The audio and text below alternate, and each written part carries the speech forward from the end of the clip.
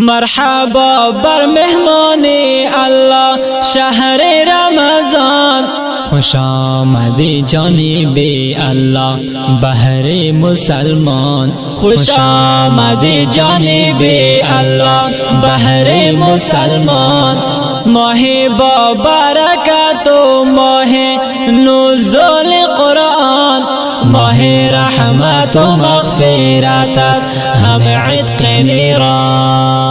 زبانت را حفظ کن ز کذب و غیبت و بهتان، بکن قرآن تلاوت هر دم با اشک ریزان، بکن قرآن تلاوت هر دم با اشک ریزان. ماه رحمت الله هستم بهر مسلمان. مرحبا بر مهمان الله شهر رمضان، خوش آمدی جانب الله بهر مسلمان، خوش آمدی جانب الله بهر مسلمان. ماه با برکت و ماه نزول قرآن، ماه رحمت و مغفرت است هم عتق نیران. باب رحمت الله باز است بهر مسلمان، بکن توبه ز معصیت ها کرده هر زمان، بکن توبه ز معصیت ها کرده هر زمان. ماه مبارک رمضان هم ماه غفران، ماه مبارک رمضان هم ماه غفران.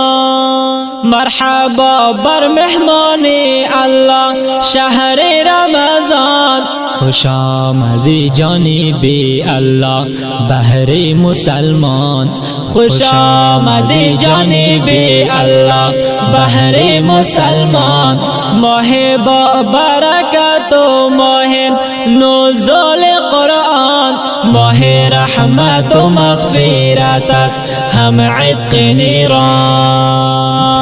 من صام رمضانا ایمانا و احتسابا غفر له ما تقدم من ذنبه، غفر له ما تقدم من ذنبه.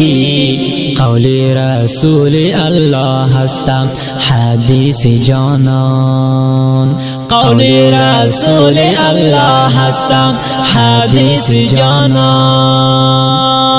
مرحبا بر